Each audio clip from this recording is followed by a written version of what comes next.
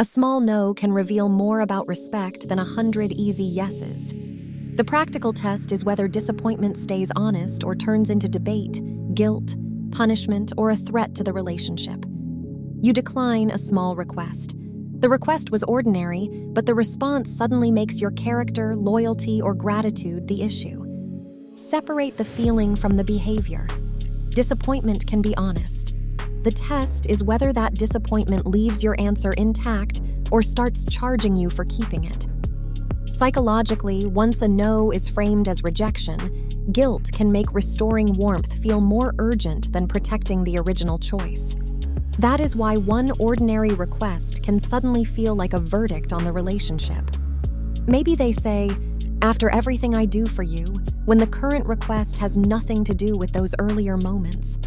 Maybe they keep asking why until your short answer becomes a trial where every reason can be appealed. The escalation often moves from a repeated request to a challenge against your reason, then to a label about your character, and finally to a punishment or threat to warmth. Use one clean sentence. "I understand you are disappointed. My answer is still no." Do not keep adding reasons that can be appealed one by one. A concise answer lets the reaction become evidence instead of turning your boundary into a courtroom defense. Judge the pattern over time. One clumsy reaction may improve after reflection. Repeated debate, guilt, or punishment after clear answers shows that access may matter more than consent. Do not turn a boundary into an opening statement for a debate you never agreed to have. Disappointment is not the same as disrespect. Someone can wish you had said yes, tell you that honestly, and still leave your answer intact.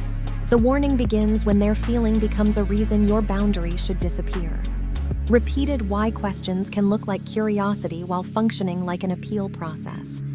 If every reason you give creates one more objection, the goal may not be understanding. The goal may be exhaustion. Watch for character labels after a limit.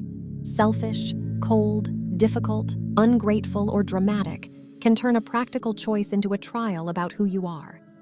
Once your character is on trial, the original request becomes harder to refuse. Consequences matter too. A healthy consequence protects the other person's boundary. A punishment is designed to make your no expensive enough that you reverse it. The difference is whether the response creates safety or compliance. Try a smaller boundary before a major confrontation. Delay an answer. Decline one optional request. Keep one private detail private. Small limits show whether respect exists without requiring a dramatic test. You do not need perfect calm to deserve a boundary. The sentence can be short and ordinary. "I cannot do that. I am not available. I have decided not to discuss it." Clarity does not need a performance. The reaction after the second calm answer is especially useful. If the request keeps changing shape, if new guilt appears, or if old favors are introduced, the pressure is no longer about the original question. A relationship that respects you can recover from disappointment.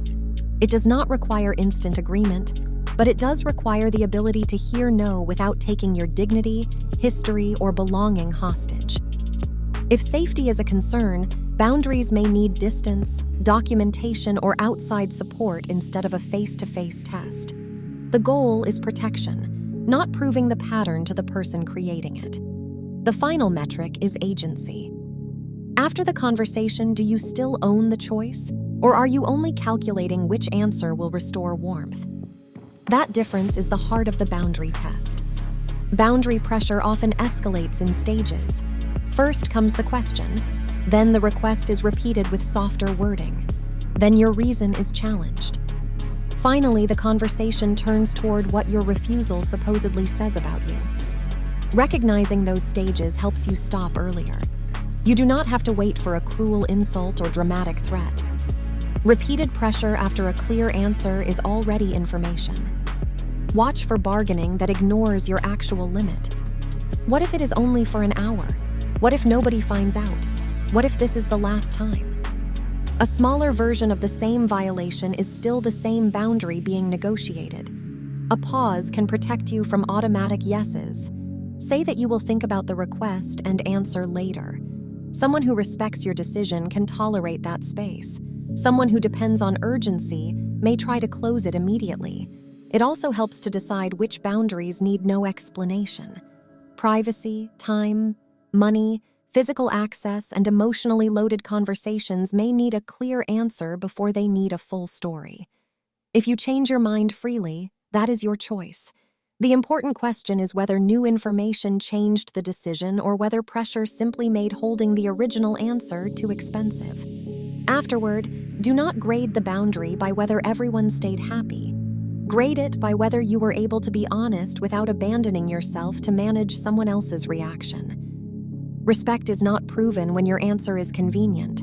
It is proven when the other person still recognizes your personhood after your answer limits what they want. You can revisit the relationship later when the immediate pressure has passed. Ask whether the disagreement produced more understanding or only a new strategy for getting around the same limit. If the boundary keeps returning under different names, stop answering each version as a brand new request. Name the pattern once. I have already answered this, and I am not reopening it today. A no does not have to be permanent to be real. It only has to describe your decision now. Respect means letting that answer exist without forcing you to predict or promise every future version of yourself. A boundary describes what you will do, not a rule that controls someone else's body or choices. I will leave if shouting starts is a boundary. You are forbidden to feel angry is not. That distinction keeps the lesson grounded in agency. Over-explaining can accidentally teach a pressure pattern that no is only temporary. Every added detail becomes a handle for another objection. A short answer is not cruelty. It simply refuses to turn your private reasoning into an endless appeals process. Digital access creates ordinary boundary tests too. A delayed reply, a private password, location sharing, or a request to read messages can reveal whether closeness is being confused with unrestricted access. Care does not require permanent surveillance. Time boundaries matter because exhaustion makes compliance easier. A request at midnight may feel emotionally urgent, even when it can wait until morning. Delaying the answer protects the quality of the decision without automatically rejecting the person. Money boundaries deserve especially clear language. Lending, gifts, shared costs, and emergency help can carry real consequences. Put the amount, purpose, and repayment terms in writing before guilt or affection is asked to fill the gaps. Humor can hide a boundary violation. They may call the pressure teasing, say you cannot take a joke, or laugh while repeating the request.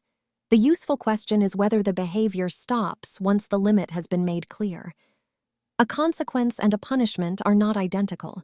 Someone may protect their own time, money, or emotional safety after your no. Punishment is different because its main function is to make your choice painful enough that you surrender it. Use a two-step response when the request keeps returning. First, state the answer, then state the conversation boundary. I have answered, and I am not discussing this again today. The second sentence protects the first from being worn down. In family systems, old roles can make a normal adult boundary sound like rebellion. The history explains why the reaction feels intense, but it does not automatically make the current request fair. Present consent still matters inside long relationships.